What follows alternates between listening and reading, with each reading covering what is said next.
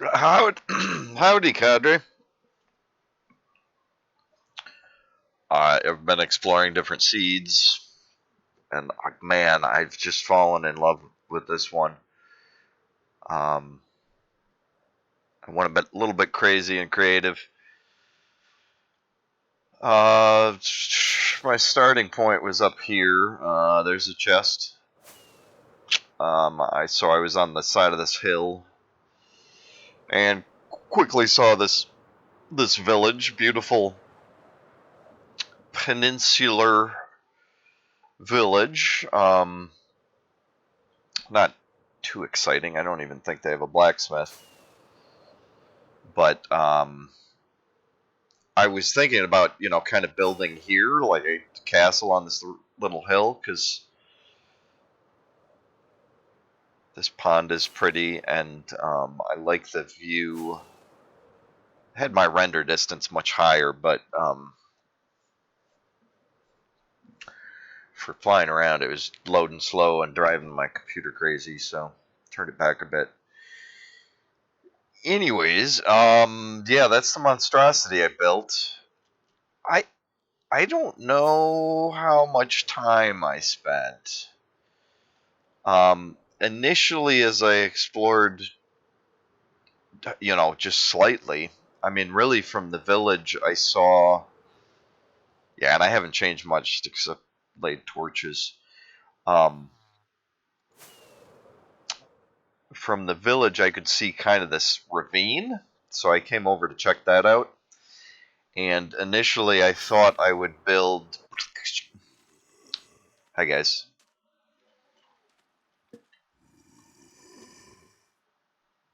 If your throat's dry, there's water right there. Yeah, hey, pushy, pushy. Okay. Fireworks? Um, I didn't even see that. Doesn't it? Oh, that's just the rocket, right? You got to build fireworks from it. You put a payload on it. Anyways, I'm just flying with it. Yeah, this is stuff that would have never existed in old, Minecraft before the Caves and Cliffs update. And I just like the terrain features, the little bit of trickle running down here, the waterfalls, in with sandstone and sand. This makes a lot of sense that the water is going to find the path of least resistance, and though there's kind of a wall built up here with sandstone that's held some of this river back. What's kind of happened here is it's found the path of least resistance, and soft sand or anyways. So yeah, now the overflow just spills down, and it's undercut this sandstone, so it just runs underneath it. Um, and you could imagine that all, in the wet season, this all would fill in. Um, this whole basin, and it works on the erosion of the sides of these.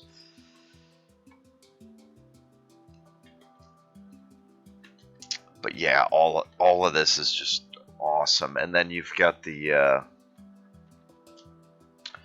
clay mixed in. Yeah, I haven't slept for a while because I've been in creative mode. Anyway, so initially I thought I'd build a small house here, and maybe this would actually be a cool spot for a lighthouse.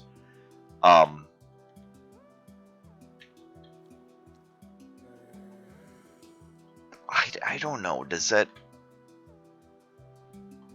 I mean, here could be too. Really, it doesn't make a lot of sense. This isn't a huge waterway. I guess the river goes on for a while. Hey, sunrise. Anyways, what are they calling this now? Badlands?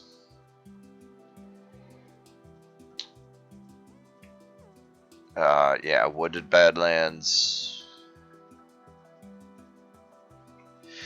Anyways, but moving on.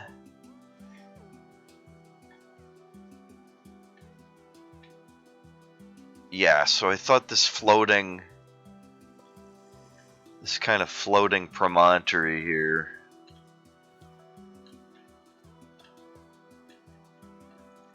would be a cool place for a small house. And then you've got this it's a deep, yeah, I guess it's not that deep. It's pretty deep. I mean, yeah, it doesn't go anywhere though. I thought it went somewhere. Anyways.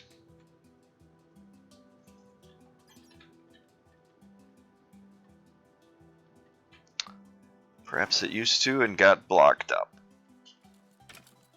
I'm talking in terms of geology, which really doesn't apply here. Obviously, this was just generated by the computer. Anyways, yeah, I like seeing the Badlands, but what I discovered here is all that mess I built, and I grew two of those trees, the two big jungle trees I grew, and yeah, all this stuff is built, but this land formation is completely natural down here. Yeah, once I saw this hole, it was a big open hole that just kept dropping down.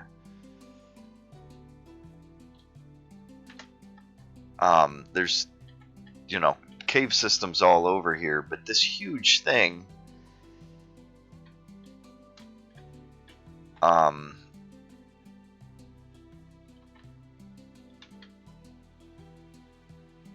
is, yeah, it was open to the sky, but then you've got this cavern below as well, and then this extends. There's mines down here.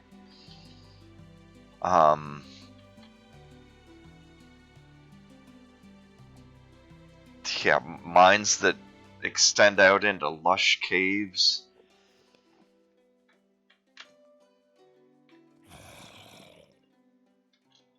There's all this clay down here, and it's just, I haven't seen this lava pool.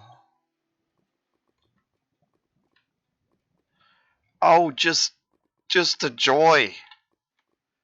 Oh, peekaboo. Just a joy to explore.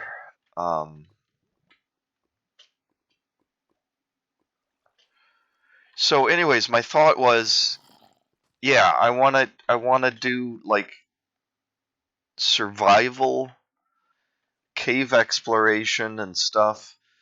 And initially I thought, I'll build some stairs all the way down here. I could even do that in survival mode, but I'll have to mine first. I'll have to dig my way down and build stairs on my way up or something. This is a cool. I guess it's not just a room. It goes on. Yeah, all of this seems like. Yeah, part of me just wants to build in creative, but what's the goal? What's the end goal? Where do you go? Anyway, so my thought was, and this was, yeah, this was a big space, and it was close to square. I felt square or roundish. And so what I thought was, what if I built a base that capped this hole? And then I thought, rather than sealing it, why not have it float above it?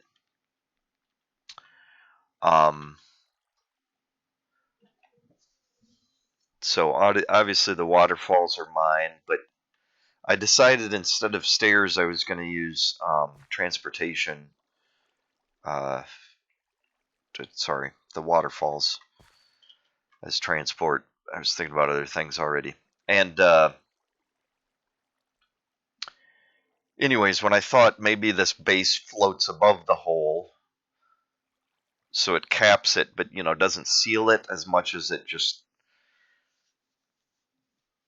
uh, covers it like an umbrella, floats over it. Anyways, and I started just by building I think I built a square first, and then I realized I wanted more of a circle.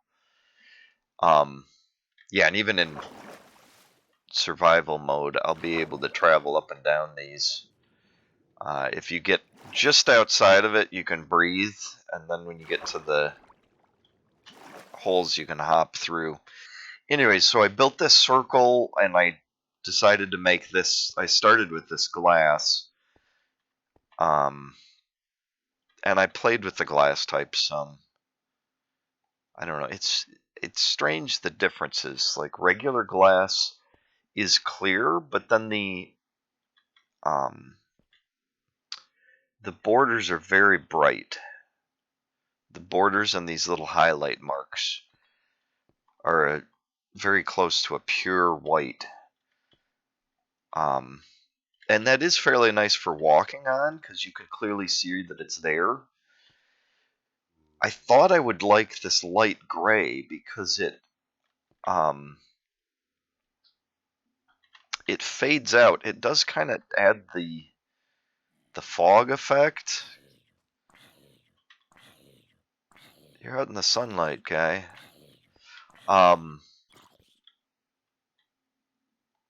But I think it may be harder to tell where holes are. And then I decided in the center paths to put this orange stuff because it blends in with the red sandstone pretty well. But anyways, to kind of hold up, and then I made a circle in end stone actually. After I had the glass disc, I did an exploration in material types. I wanted some that looked natural, that minimized the focus on the grid itself. Anyways, and that kind of blended in with this terrain. We've got, and initially I was considering everything, like the green from the trees. I don't know what to call this color. I mean, it's a red sand and red sandstone. But it's a more rusty. Rusty's not the right word either. I don't think auburn's the right word either. It's very much kind of a pumpkin color. Anyways, I thought I'd have a series of supports made out of 4 different materials, and initially I thought maybe they'd be like spikes that came down from the heavens or something, and rather than vertical, I was thinking angled like shafts or crystals. I was thinking I could thicken one end so they looked like crystal spears or something. Anyways, I played with a bunch of materials and getting distracted. Whittled it down to these 4. The end stone, which doesn't appear, in the Minecraft surface world naturally, but it looks like a natural rock. I don't know. I guess part of the point is it doesn't. It looks like a cheese. The moon is made out of cheese sort of thing.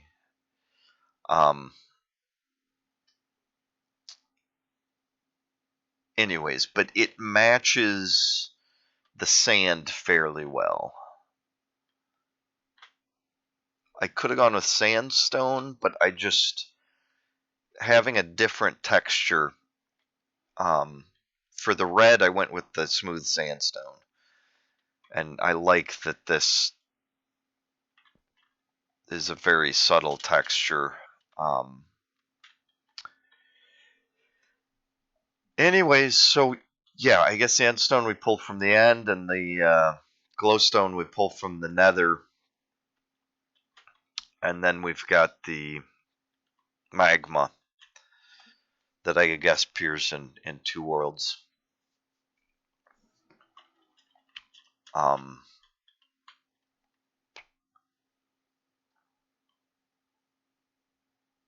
So yeah, I guess that's interesting because of those four elements.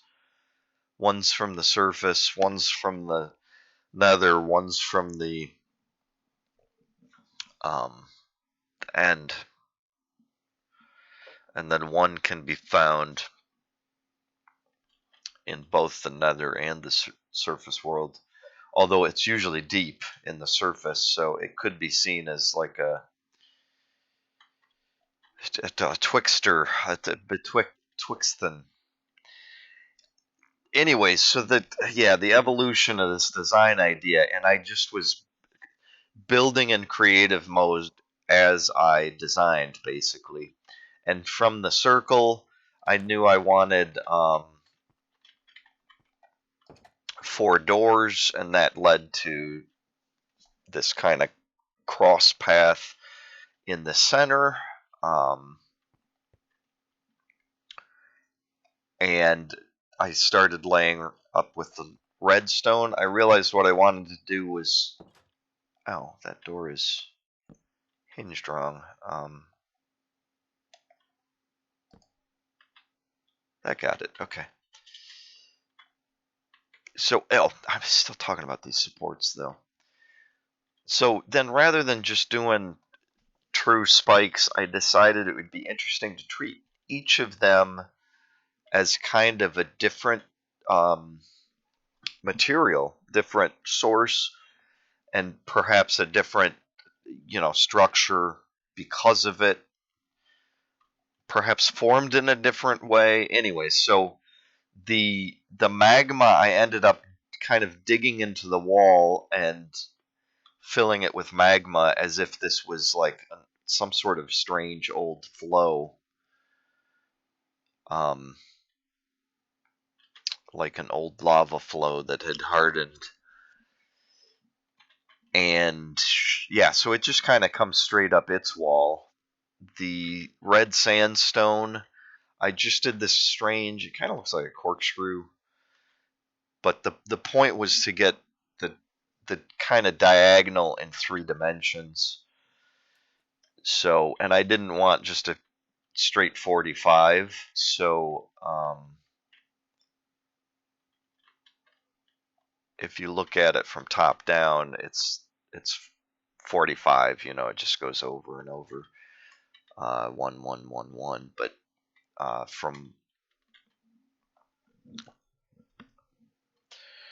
for the vertical, I decided to jump up so that rather than just 45 in all 3 degrees, there are 3 dimensions, 3 axes. Anyways, so it's kind of like a strange jagged spike.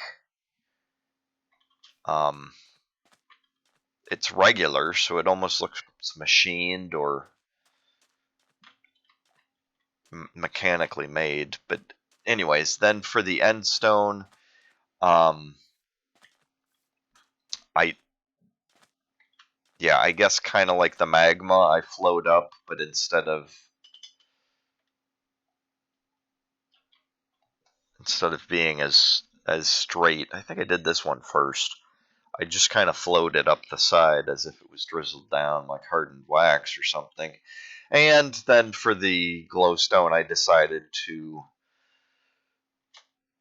try and make it almost grow up in a crystalline like nature. I mean, it still has a very strong directionality to it.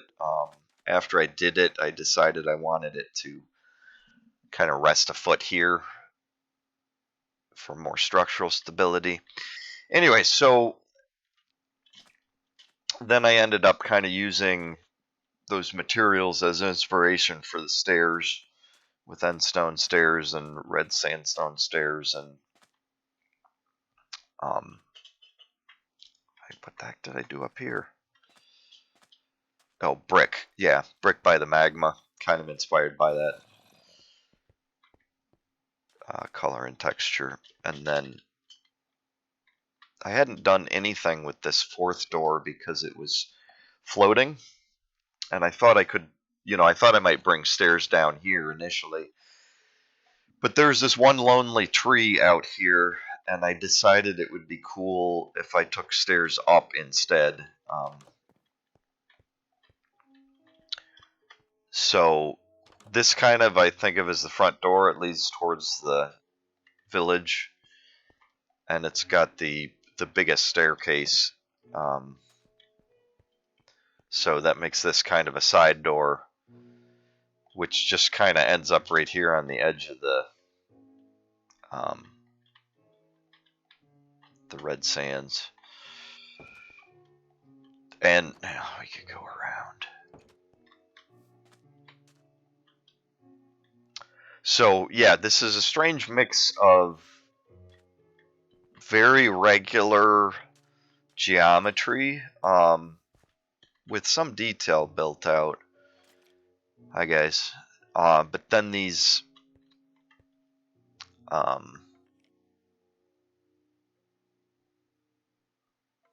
sorry, I just got distracted. I should do this in the order it was developed, probably. So, yeah, I had the structures, and this was just a floating disc, and I knew I wanted to build up brick. Oh, I might as well jumping around, but this I think I went with wood, yeah, because it's I ended up doing the treehouse thing, but that's a little bit later. So I knew I wanted to build up from here and out, and I decided to go with the copper because it I had already chosen the acacia doors and the red sandstone that kind of go together as the next layer up. And it obviously it's inspired by what's around us, but it's somewhere at this point that I realized that I really like the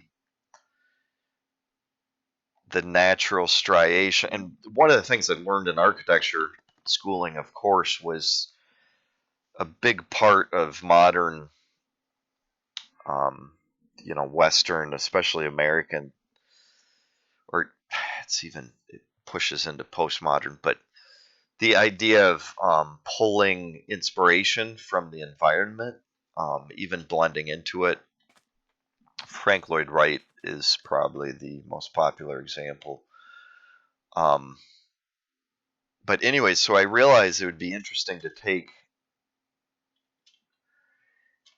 these striations that are fairly consistent in the badlands around us, even across here, across the river.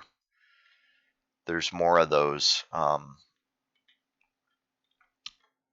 and use those as inspiration, so that as I built up my materials would be inspired by at least the appearance. So yeah, I flew back and forth. Obviously, all this stuff's in creative mode. Oh, and I was gonna say, yeah, this might be, I don't know, 10 or 20 hours. It doesn't seem too bad to me. It's very relaxing. My brain's in a creative mode, but there's no huge risks. Anyways, so you can just focus on the build process and the creative process at the same time, which are different parts of the brain. Anyway, so flying back and forth, I pulled these striations over, and we're just above a white. Actually, you can see it here too. We're just above a white. So really, my glass layer, I think I lined up with that white layer. That may have been intentional. It's funny because I don't see it. Yeah, because right here there's the sand. So it's covered up.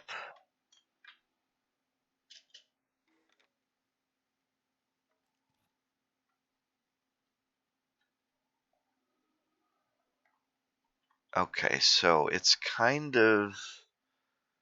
Is this... That's brown. Okay. There's the brown and then the white.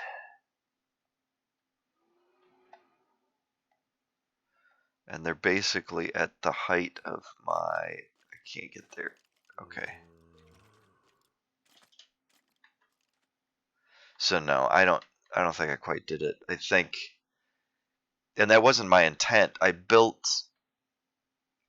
this circle to float kind of just above,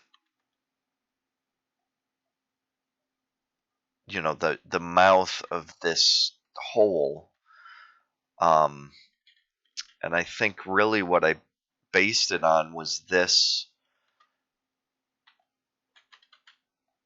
bit of sandstone or this is terracotta with the sand on top of it. So I kind of just used that as the starting point for my level because I liked that level seemed right. It joins up with the wall for half of the circle, pretty much, a little bit more, and then this again. So it kind of seems like it could be built in. If this were bearing weight somehow. Anyways, it's not how Minecraft works. So I guess, yeah, if I were to pull those striations down, my glass is at the level of the brown terracotta, and then the level beneath that would be white. But, whatever, that's fine. But from here up, I pulled these striations over, so those are pretty much the levels. Of course, they've added variation.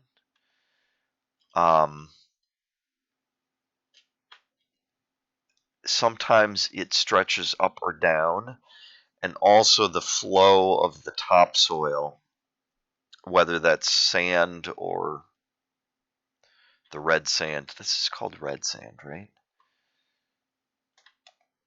Yeah. So, yeah, yeah, yeah. And then, then I put some lanterns around. I really like lanterns for light. Torches look more...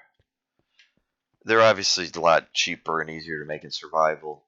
But in creative mode, there are a lot of other options. But these look man-made, at least. They look like they could be electric lights or candles, perhaps. Anyways, so I started out by laying those around in this circle on these close corners. And then I kept building up with the red sand, and then the copper was inspired by the is it the regular terracotta? Yeah. The regular terracotta has a pink color that is very close to this. The copper is shinier and brighter, obviously, but the darker tones in the copper, some of those very closely match terracotta. So I thought that would be cool to build with copper because structurally it would be stronger. You couldn't build with terracotta like this, obviously, in the real world. Anyways, so yeah, just using my understanding of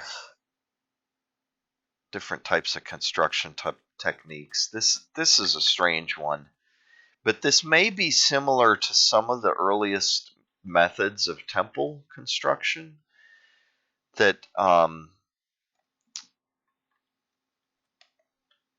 I think historians agree, architectural archaeologists, historians agree that the earliest temples were probably built with wood, and they would that's why the columns were vertical. they would use various techniques that would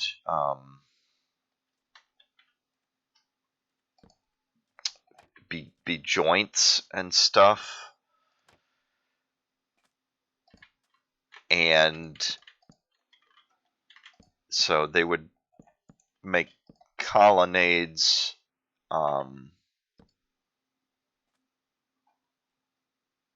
And maybe the earliest ones were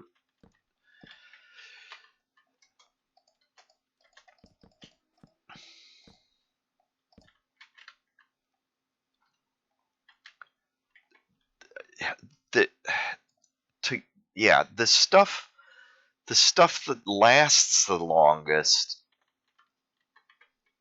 that we know humans built are, I think, what's sometimes called dormers. And you'd have I switched stones so you could see this better. You'd have just 3 pieces of stone, and 2 would be used as columns, and a third would be spanned across them. And this could be used to reinforce an entry to a cave, because then, if it's cave inside, you can then let the earth build up around the top here. You can set these stones into the earth kind of, so that they're very stable, and that wind and rain erosion doesn't cause them to fall. But that's one of the simplest structures, and of course they'd be building these out of wood because it's easier to work with before stone. Or it's hard to say that. Who knows?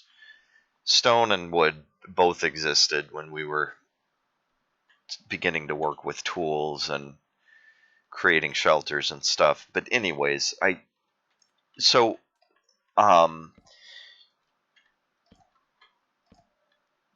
you'd get temples that may be, built.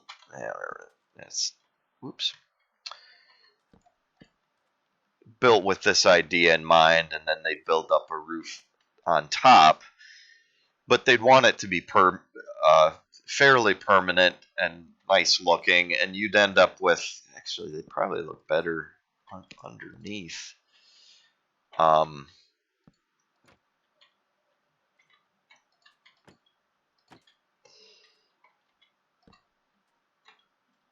You'd end up with hardware that sometimes would be wood or stone pins that would insert to hold these pieces of big finished lumber in place.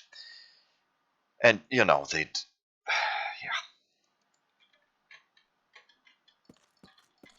they'd finish all this so it would have a smoother appearance. So, yeah, probably the earliest classical temples were made out of wood. They had wood pins as fasteners.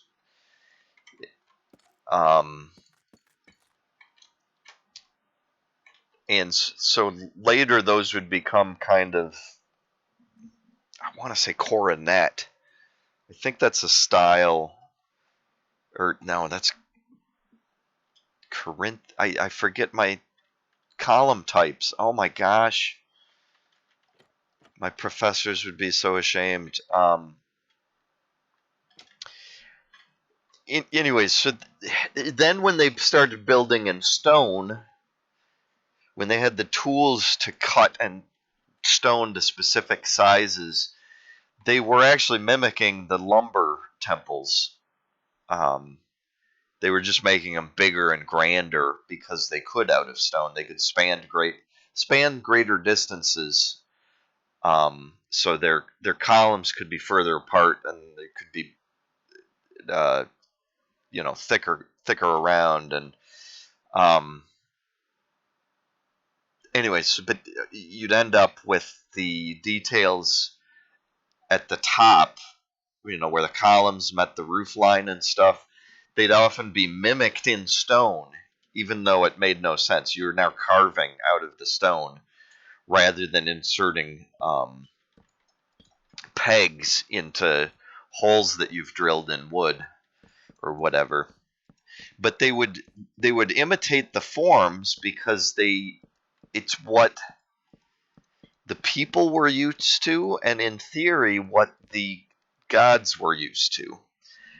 And so you wanted it, your temples, you wanted to look like temples, and so you built them out of stone to look like the temples that you had formerly built out of wood. And then you'd build them out of marble. This stuff's so cool. I've got this like grotto now. This would be a cool little place to build. Actually, this should be a nice little library area. You have to swim back to, anyways. Now that the vines are growing in, I'm getting more excited because it ties stuff into the land a little bit better.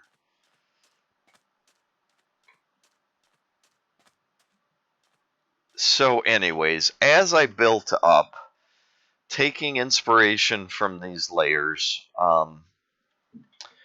as I decided to make different choices with different layers, and I wanted a kind of open feel, which is why I've built up the doors, around the doors, sorry, with sandstone to kind of look like arches. They remind me of like some of the clay, adobe houses and stuff in color and shape. And then the corners I decided to build up in kind of those dome shapes, just in appearance. But I wanted kind of an open feel, and so as I moved upward, I was leaving openings, and instead of glass, I started using chains at a certain point. I think, in this case, conceivably spiders could get through here. They'd have to find a good wall, like near some of these. And this stuff's weird to run around because you can climb up on the chains, but you can't fall through, which is nice. But my thought was this just feels very open at this level, especially when you're standing here and you can see the entire skyline just a bit above your vision. Like here, obviously the chains.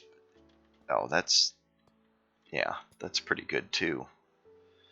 Anyway, so yeah, this up and down stuff is weird, but I like the fact that the chains are working as fences. I added the horizontal chains later. I was making this just as kind of framework. I didn't know how I'd fill it in yet.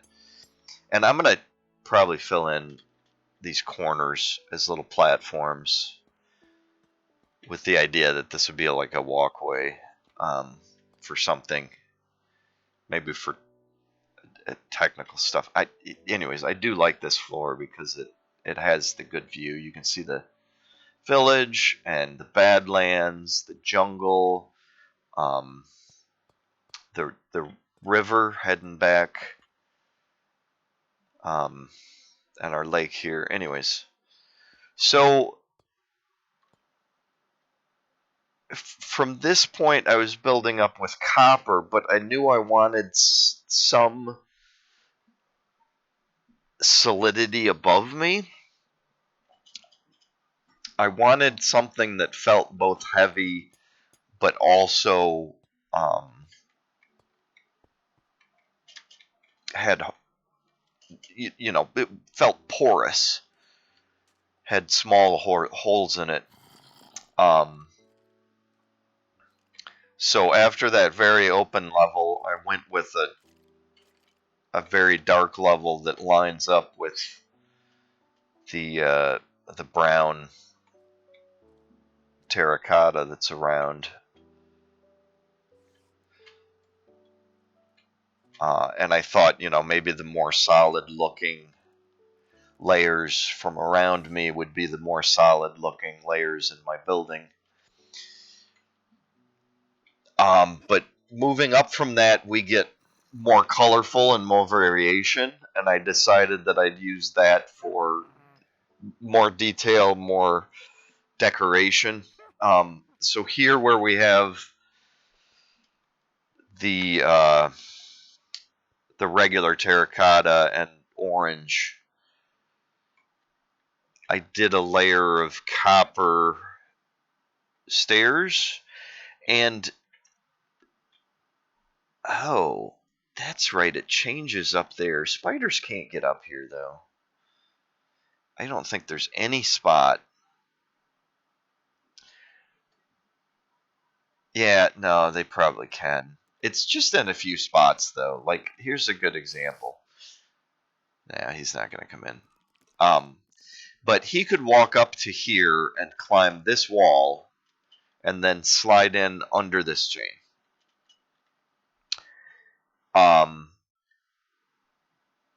But none of the humanoid mobs can climb walls like that. Well, none of the other mobs at all can.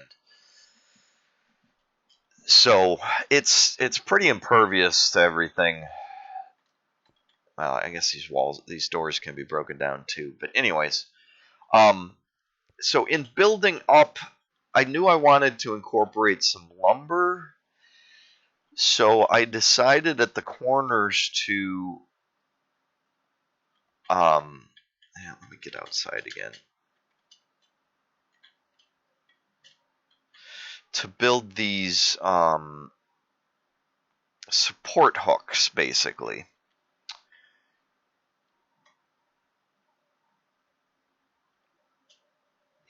I should probably extend these down so they look more supported here. I don't know. Part of the charm of this is it's a mix of realism and surrealism or abstractionism inspired by Minecraft. This is something you could conceivably do with metal. Have a solid metal framework that holds up big timbers like this, and I thought that would make interesting, somewhat natural walls. And initially, I used them just as visual walls, as solid. Again, carrying that dark brown from outside. But then I wanted to play with stairs. Spiders can't get through this level. None of these holes are big enough. A spider needs 2 full holes horizontally. So I think they could squeeze through the corner, conceivably.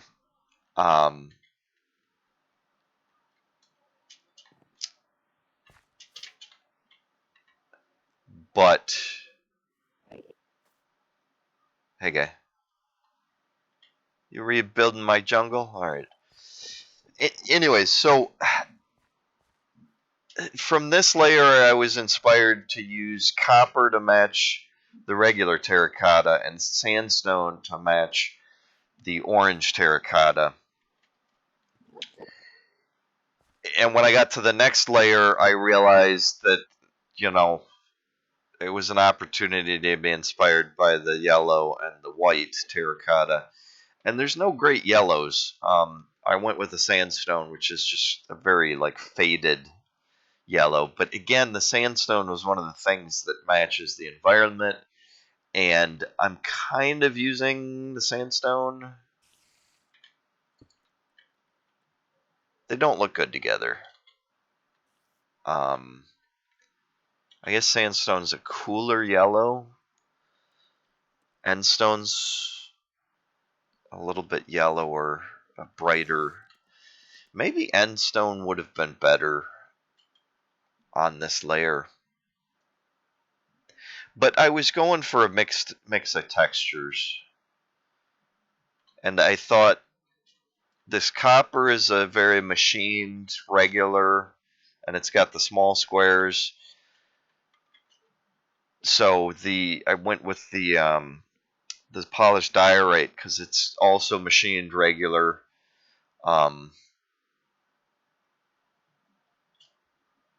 But then the kind of naturalistic that pairs with that of the sandstone gets up here too.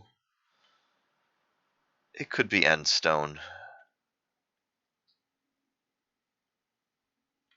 But again, I was going for a mix. So moving up from here, from the corners, and I went with oak. And there's all these details, all these choices I made, and then I did this.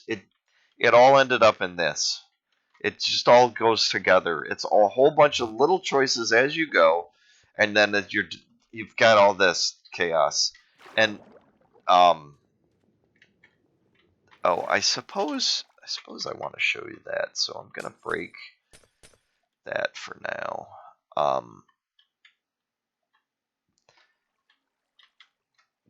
Okay, so I think we're in the center here. It has kind of a mandala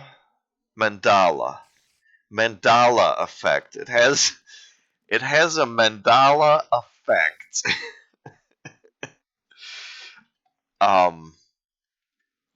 Well, it's kind of hard to see now because I've filled it and capped it.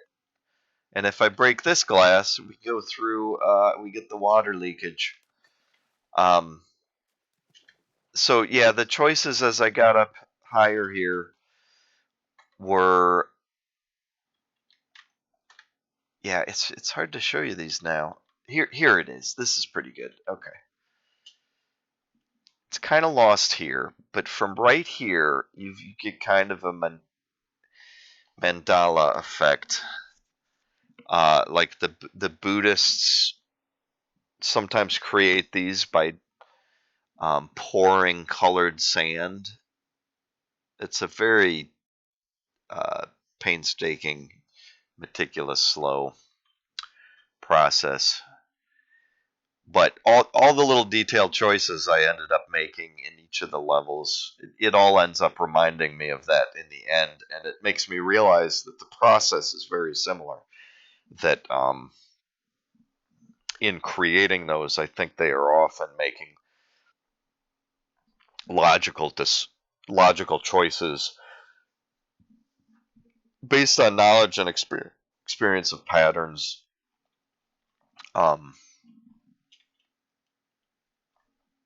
Things they've seen, past choices. But then,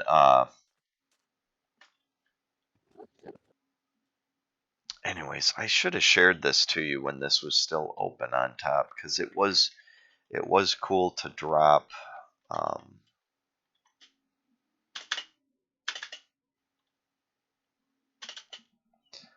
To drop through there and get the effect of zooming into. That's one of the things I really love about the Mandelbrot. Yeah, Mandelbrot.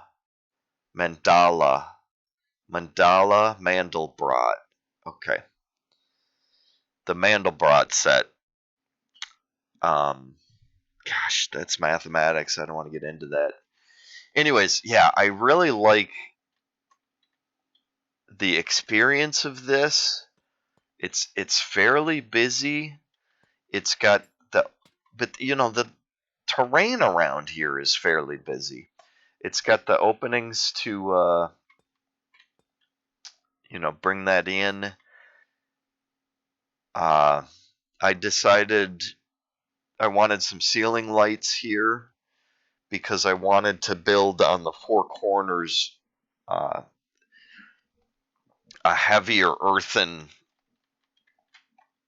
kind of crown for this whole monstrosity.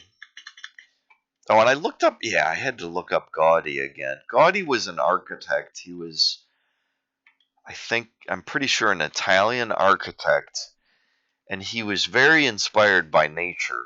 Um, his stuff from a distance often looks like poured sand castles. If you pour wet sand, it will pile up. I grew up on the coast of Michigan, so this was one of the pastimes in the summer. Just pouring wet sand. It's interesting how, like, just a part of my childhood that was, and you get older and you realize that most of humanity doesn't really experience that regularly as a child or ever in their life. Pouring wet sand. What are you talking about? Anyways, so um, the corners I wanted solid, and I had a big line, a big group of 4. Above the yellow white, we've got some regular terracotta, and then 4, a big band of the dark brown. So I knew I wanted to use that as like an earthen, as a more solid base, and why not put it as like big planters up in the sky? Um, so the 4 corners of this top, I've built up as terrain bays that you can hop up in places, and then yeah, kind of carrying the theme of the chains. I really like this. Oops, I fell. Um, that's a nice. Oh, I'm in creative mode. Yeah, this is an interesting way to get a view, and the fact that you can step up, which gives you the feel of vertigo, gives you the possibility of that fear of being able to fall to your death. In Minecraft, you're perfectly safe. Like, you can't jump over this chain. You would have to.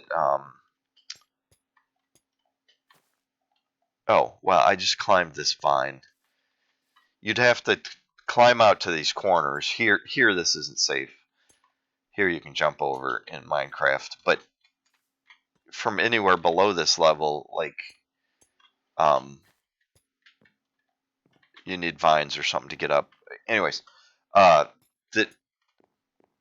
yeah. So from anywhere in here, you occasionally get these sight lines that go either a long way down to the ground or through a whole lot of layers, kind of in the complex. So obviously, I planted and grew all these trees up here, and I wanted some jungle trees with the jungle right nearby. I wanted 1 jungle tree on each corner, and I just let them go to the heights they grew, and I'm quite pleased with the fact that we got one that's giant, so it stands taller than the jungle trees that are nearby, and you know almost as tall as the ones that are on the nearby mountain. And then we've got, yeah, so we've got 4 different levels, which is pretty cool. Woo. We've got the super tall, the tall, the medium, and I guess this is the shorty. I don't know what the minimum is. You can grow jungle trees. Well, I just did that, didn't I? I was trying to fill in the jungle a little bit so that, yeah, like this is a jungle. Nope, that's a double wide. I thought I planted some here. Huh.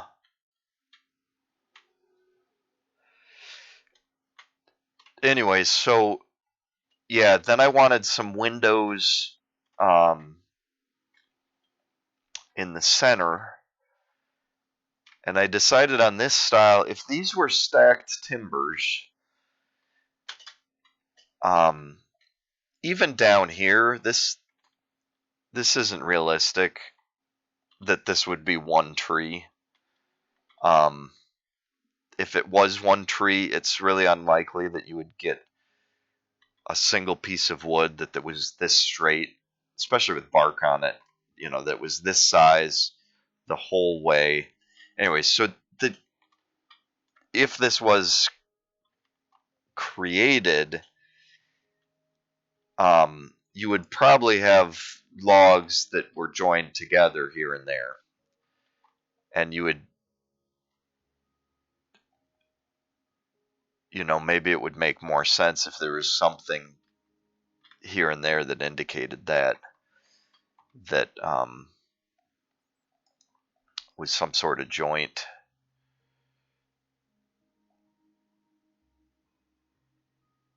I don't know. There's nothing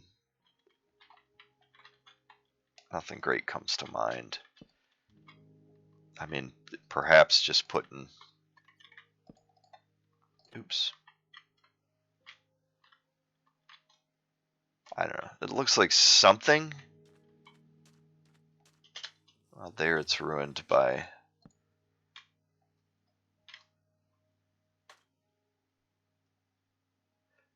I don't know. But the concept is that could be a method of fastening this long log with this long log to get this much longer span. That's unlikely to, you're unlikely to have timber for that length. If you compare it to the size of the jungle trees, it would have to be jungle wood, be hard to work with, and it would be, let's see, I'm using my eyeballs, yeah. The tallest jungle trees seem shorter than this span, so. Anyways, but if those could be joined together smoothly, of course, designers would prefer to do that. And so, there's just some magic joinery going on in there. And there are methods. You can drill, all right, if you have two logs, oops.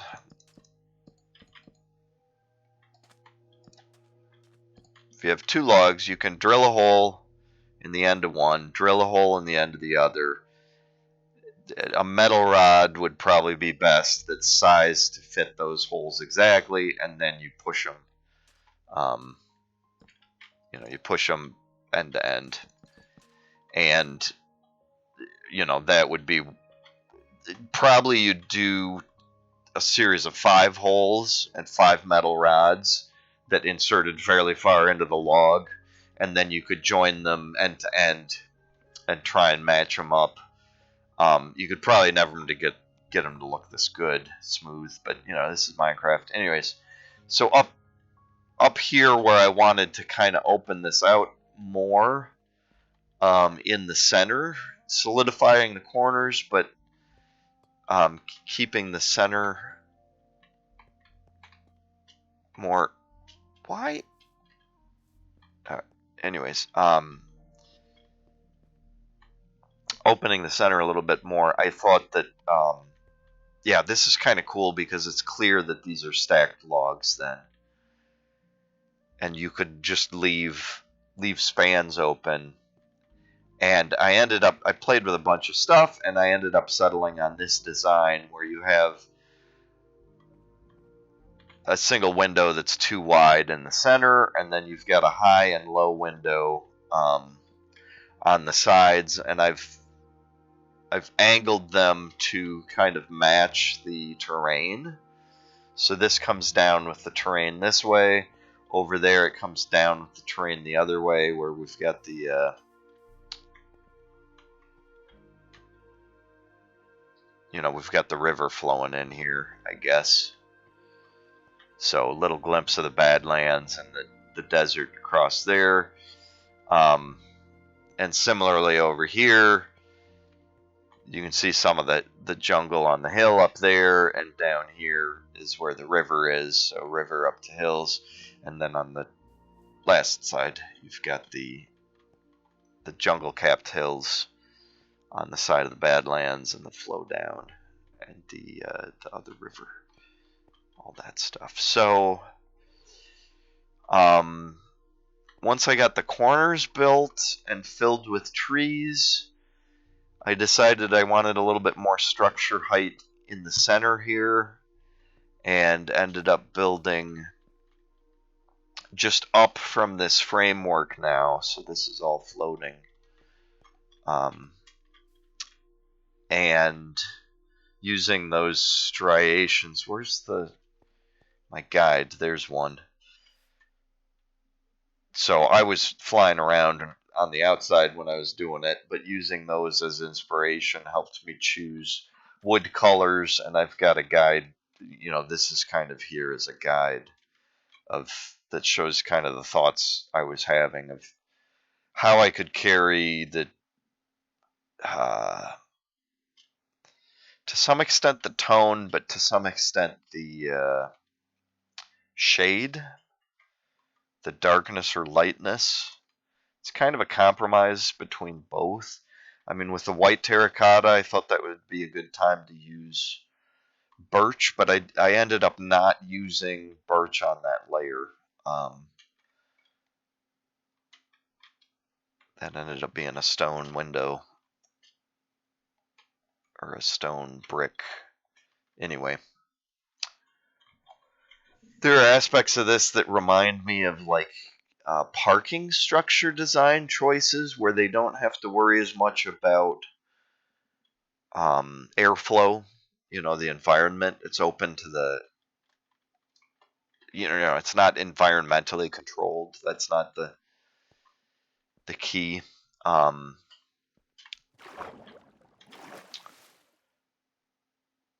Yeah, you can even get up and down with this and just kind of jump out onto the chain.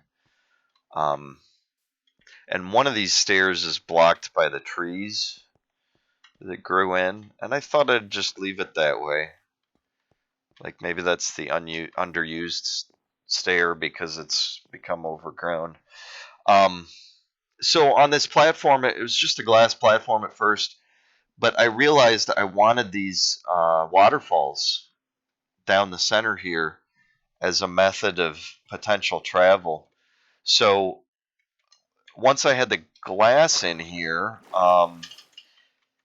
and I realized where I wanted to make those waterfalls, I just punctured those holes and then poured water there, and then afterwards realized that it'd be kind of cool if this was a like rooftop pool.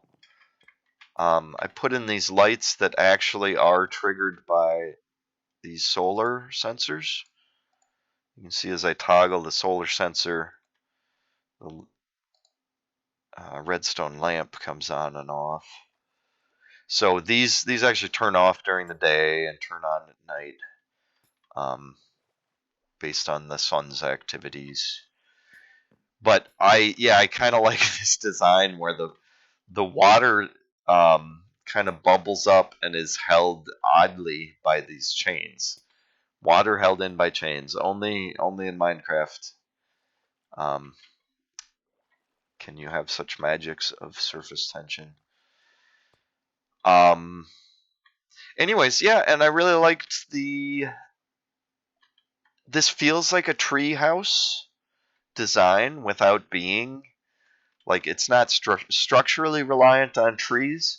It just has them grown on its roof, and it kind of blends in a little bit more to the environment. I ended up going so high and so big. It stands out, obviously, like a sore thumb. Um, it is a monstrosity. And even from, oops,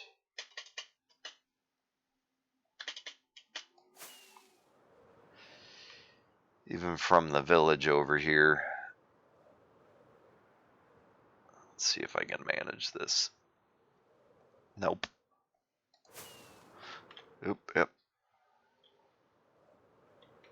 Oh, nope. Alright. Yeah, I can fly, so. Oh, and I turned down my render distance. So. Yeah.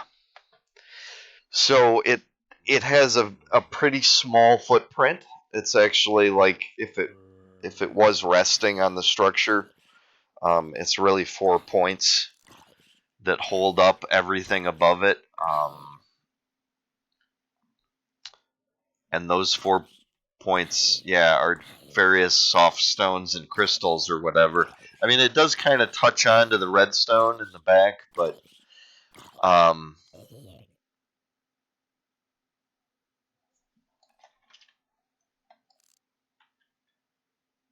guess, yeah, I can fly while it brings the background into view. But I grew a couple more jungle trees behind it so that it ties in a little bit better. And, you've got the jungle back there on the other side too. So it's not quite as much the eyesore.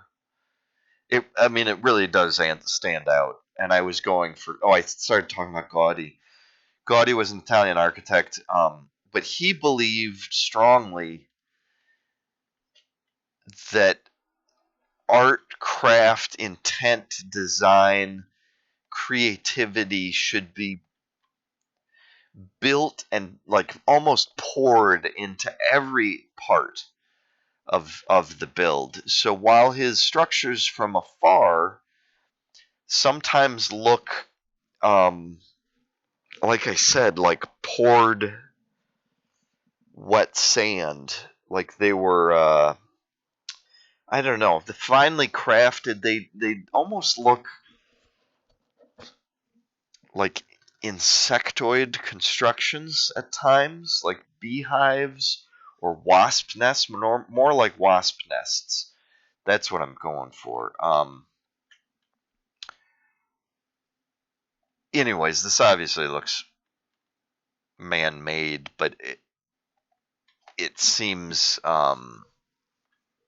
ancient in some ways. It's got like the hanging garden feel. The pattern seems Incan or Aztec or whatever. Um,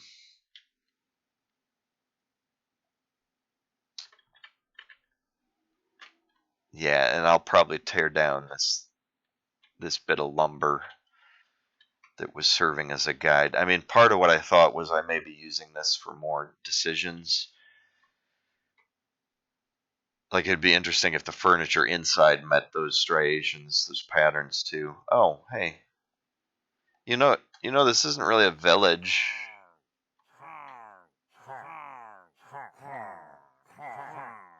Not really a village here. You don't like traders?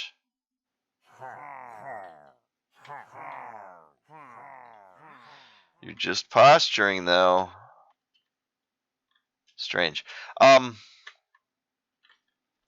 Yeah, and I like that most of this is square, but you've got this circular ring as the base for it, like this. Yeah. Floating disc. We've also got a spot. Where is it?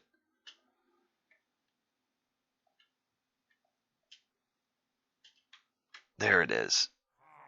I find it interesting that this spot you can drop down because there's natural water.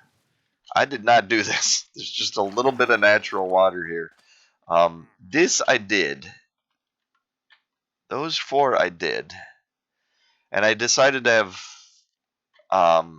one trickle down to another one disappear into the stone. Because this is all clay, it would channel out more likely. This is back in granite, so I mean realistically it would burrow further down, and it would overflow and erode other stuff unless it had a way to go. But anyways, but yeah, the fact that this comes all the way down here to this lush cave, that has the wetlands feel and the stepped pools, and like, just, this is so cool. And I can travel up and down by swimming. And then I can, you know, just, so I don't even know where in this I'm gonna live yet, really. I guess maybe just the treehouse area, because once I realized this door was floating facing this lonely tree. I thought it would be cool if I had a little like deck area, but how would that be supported? And I thought maybe if there was a tree on either side of it, it would be an awesome little treehouse thing. So that's what I did. I put some dirt down, grew 2 jungle trees, and the rest, as they say, is history. So the corners I built out with extra little planters, and then I realized that on these lower tiers I could do the same. And this lower one I put podzol, and on these higher ones I put grassy dirt, and I'll probably put a few flowers or something there, just to extend the hanging garden look. And I put some vines around the corners, and I have some that are extending over the walls anyways because of the jungle trees. And because the positioning is different, there's some areas where there's going to be a bunch overhanging and some areas where there's not, which is cool. And I went for variation in these hanging lamps as I was dropping them from the corners. And in fact, when I got to this upper level, I decided just to grab a 4-sided die. And so each of these has a random number of chain lengths between 1 and 4. So a few of them ended up really long and hanging down like even with these lower ones, and some of them are longer. So, and at one point I was thinking I might experiment with like anti-grav chains too.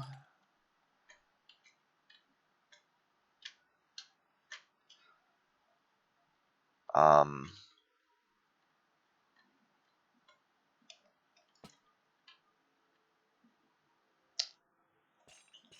whoops.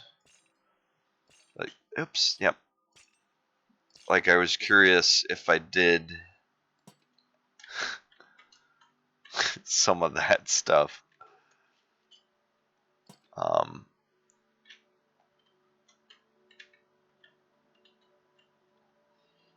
Yeah, I might do a whole bunch of that stuff because it's gonna allow me to, like, if there are some dark corners in this place, I can just put some chains down on the ground. It's a really quick way, and it does look somewhat anti-grav, somewhat upside down. Somewhat it doesn't, because it's metal. It's a metal stick. You know, our modern sensibilities are enough now that we would probably see that and say, oh, well, it's metal, it's made to look like a chain, but it's an art piece. Those are like chain links that are welded together, obviously. But yeah, I like that idea because I don't know, it almost makes this level that I'm at now almost like a mirror, like a surface of a lake. And in fact, that might be interesting. If I hung some of these, can you put chains under lamps?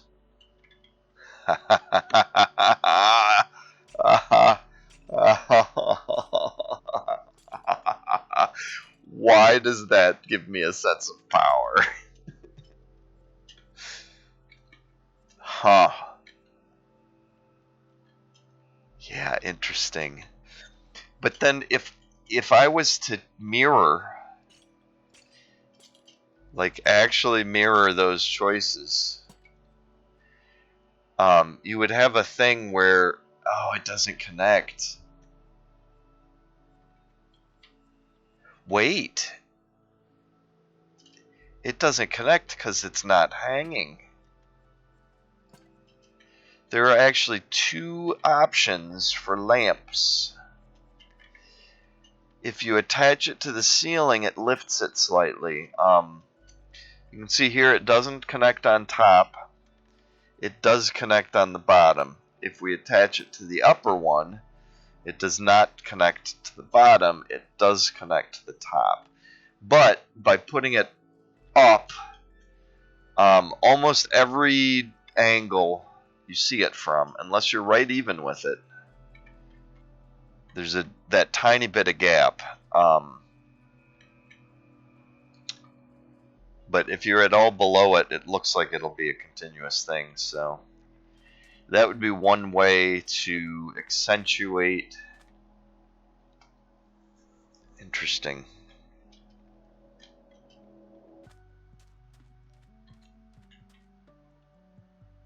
Well, might play with that.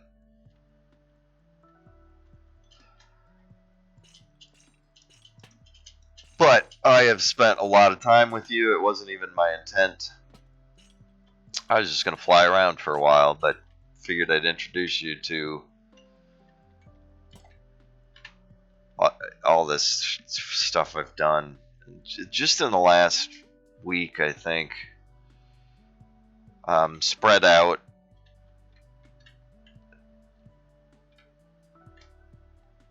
But yeah, I guess the other thing I'll show you, I'm pretty excited about this whole area because, you know, this would be a nice spot, like I said, for a little build. It might be a cool spot to put a little lighthouse or something, or a watchtower. But then if we follow this, this land, we've got the river on one side. Back here, we've got this amazing cutout with lush caves inside and more of those pools, stepped pools. The river continues back, but this kind of natural wall formation continues.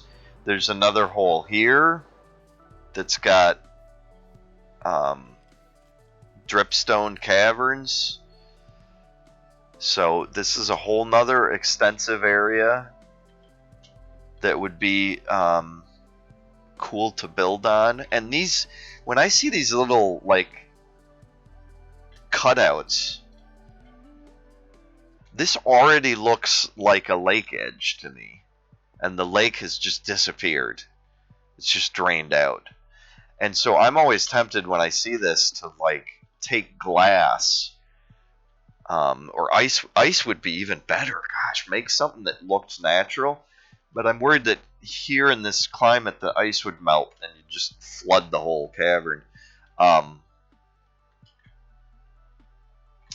But so there's this, then there's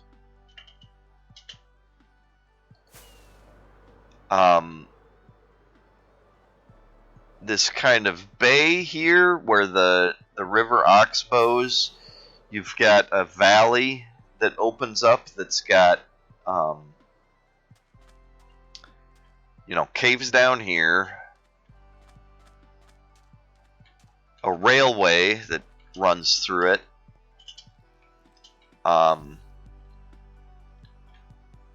More caves down here.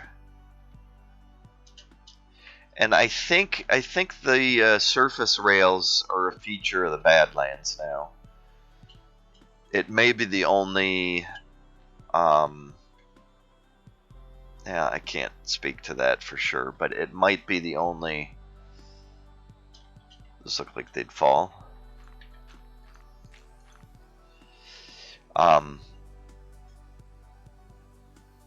It may be the only biome that has surface mines like that. I'm not sure, but they also seem to be common just underground as well. So you get stuff. I assume you get stuff. There's more mine there, but yeah, there's just a little bit of wood there from like some sort of mine. But this mine or this cave.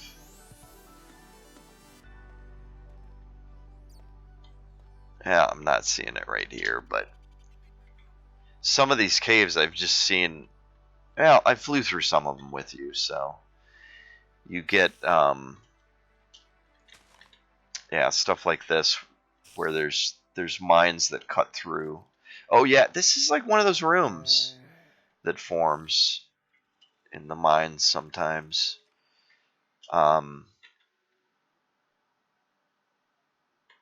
Anyways, but with the caves and cliffs update combined with these other choices they've made in the past, there's just so much complexity. Even here, just starting on the surface and then extending all the way down now to beneath bedrock, or not, or what used to be bedrock. So then this is the other feature, that this would be another cool place to build something that just it's got the natural lighting, the caves,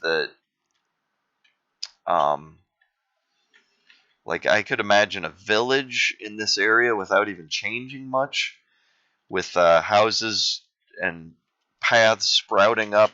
Well, I can imagine all sorts of things. Of course, it's not all my fault, in my opinion, but pumpkin patch. So, anyways, yeah, just the Badlands.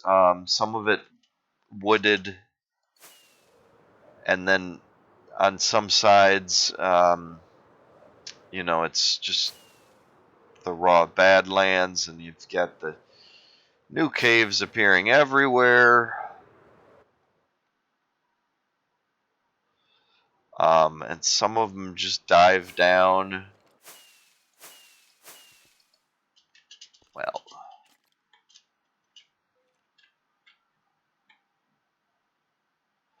anyway, I assume you were there at the beginning, so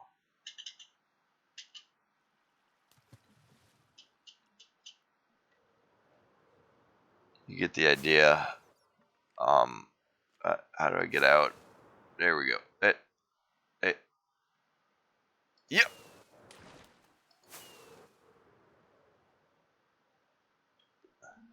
So, what was that? Was that lava in a mine shaft?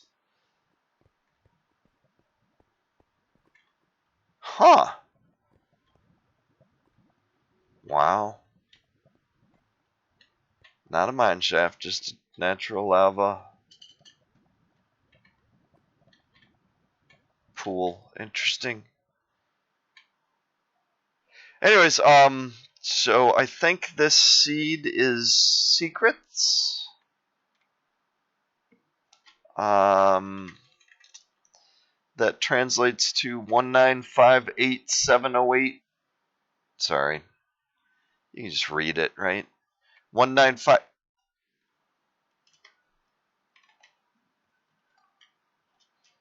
Oh, there's more lava. Almost didn't see it because it really does blend in with this red sand pretty well.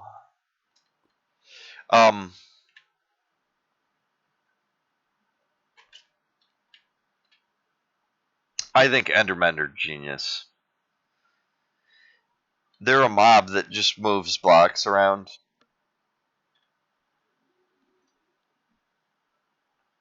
And they're, in some way, they're a mockery of the players.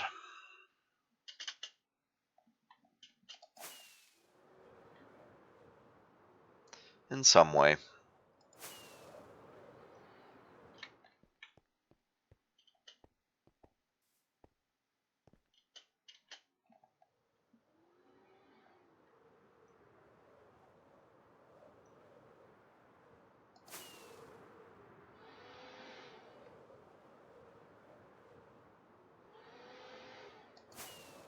Yeah, there are mines right in there.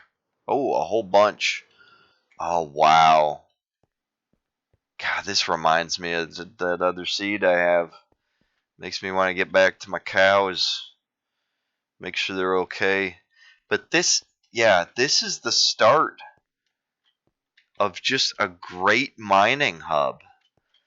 Like you kind of use what's here and build it out more, so you have paths and stairways, and um, you pick up rails from some parts and start laying it down in others, and pretty soon you've got a paths you can truck through. Um, get deeper and deeper down into the mine as you explore. I love seeds like this. Yeah, this would make a great hub for a mine cart system. Anyways, thought I'd share.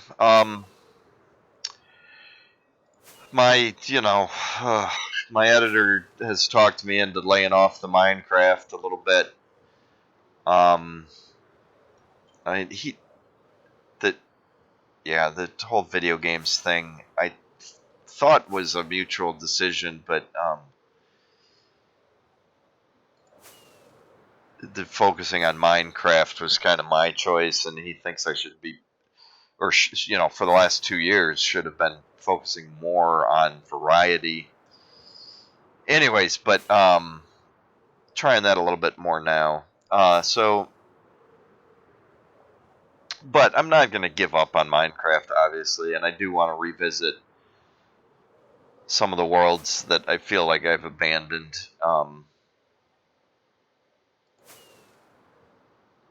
And I want to start playing in survival in this world as well. But I don't. Maybe this is just a creative world. Maybe I just play with this.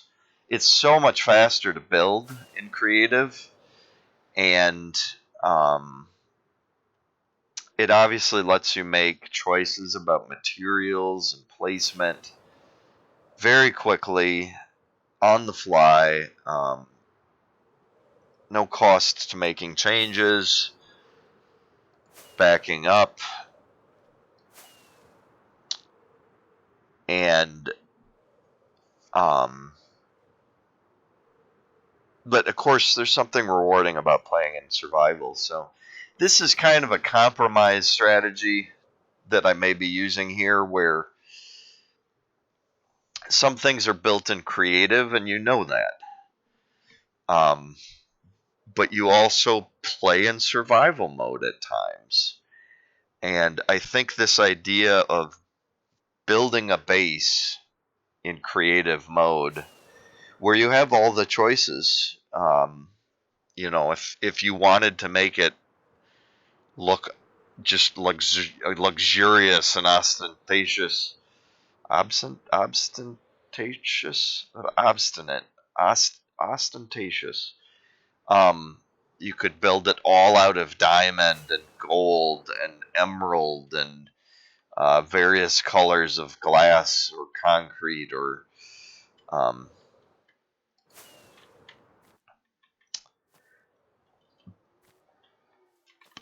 and a lot of times people go one way or the other. You have the SMPs, the survival Minecraft or survival multiplayer servers, where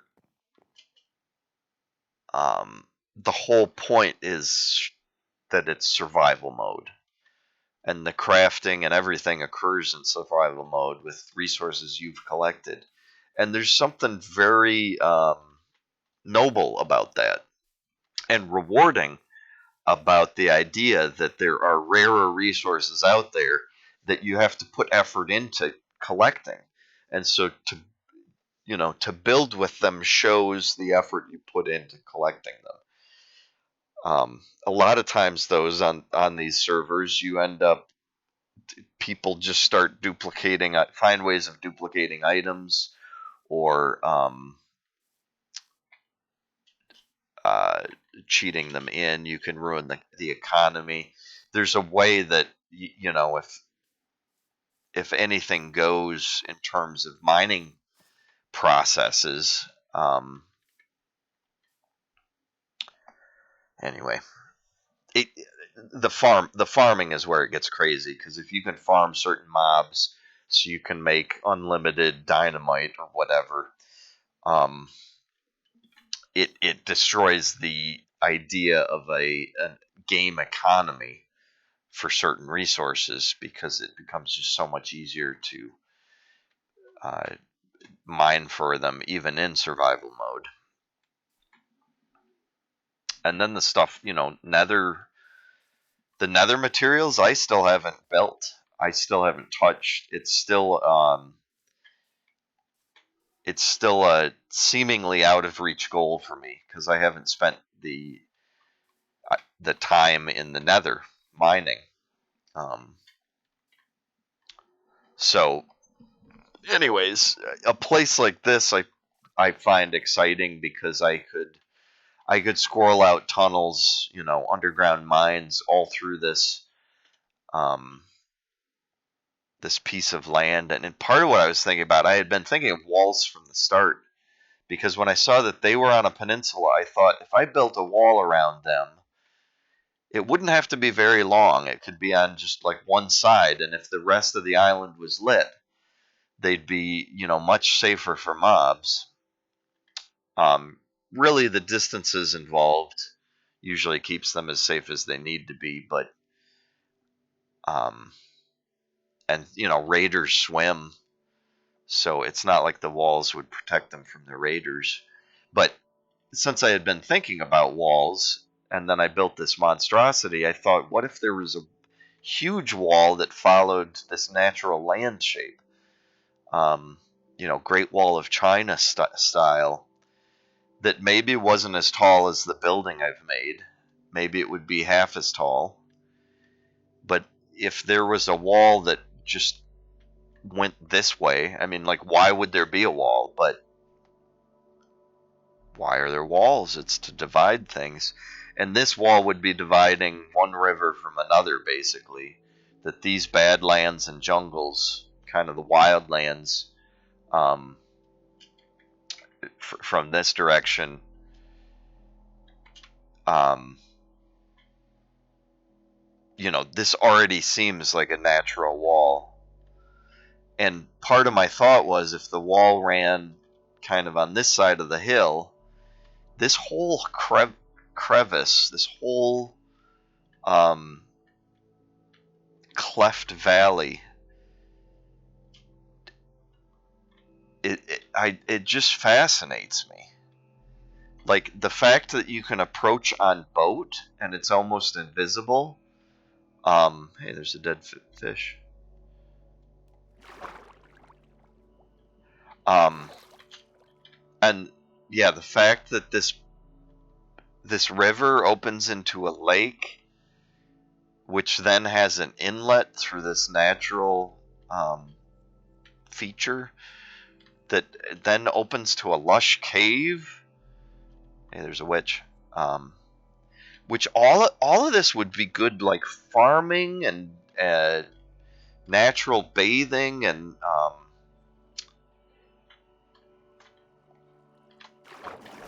anyways, yeah, I love this little grotto. Grotto's a good word for it. And so yeah, my thought was if a like huge ancient wall climbed up from there along this natural feature, it would end up going right across this, and maybe maybe this is a city inside of a wall here, that the through this part, maybe the wall opens up and it's two walls here, and the city kind of spans between the walls and extends down into the caves. And yeah, if that wall continued across this way, it could snake along the natural feature, or this mine seems to continue straight, where it could flow. You could have this giant wall continue with the transportation network running inside of it, and it could, it could span from that cave system. This could be another community, like a mining community or something, and then the wall could continue back this way. But the more I flew around, the more I kept seeing spots that, like, this is cool. Like, you could even easily imagine this being a caved city where it's barely visible from above, but once you get down to this level, there's all sorts of, like, pathways that lead back in here, leading to little houses, and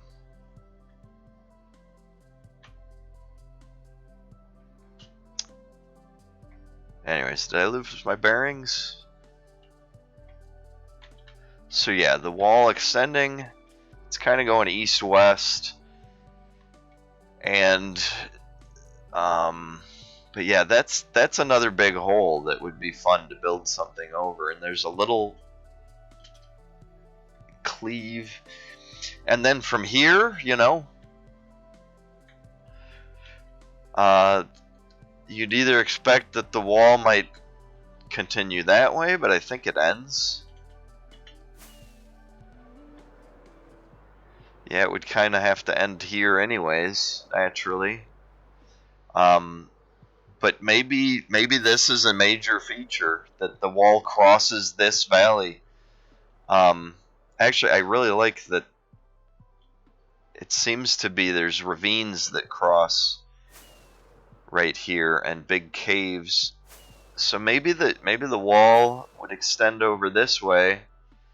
It's coming along here. Maybe it curves a little bit, and then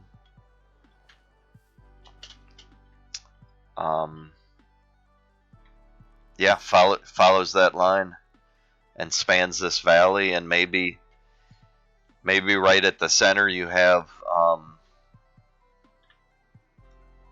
maybe the wall has a gap.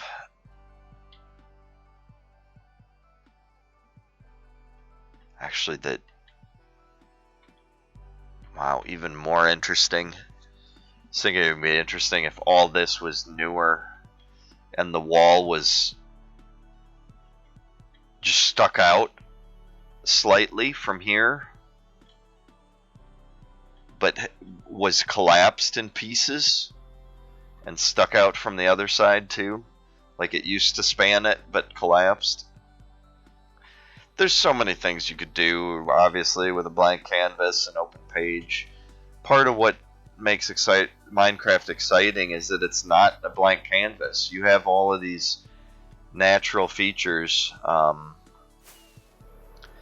that you can respond to, and you can explore until you find something you like, and then you can kind of settle down there and start building it towards your comfort and desires.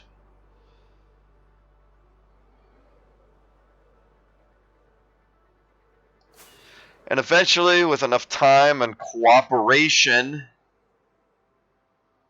you might even be manage to be able to.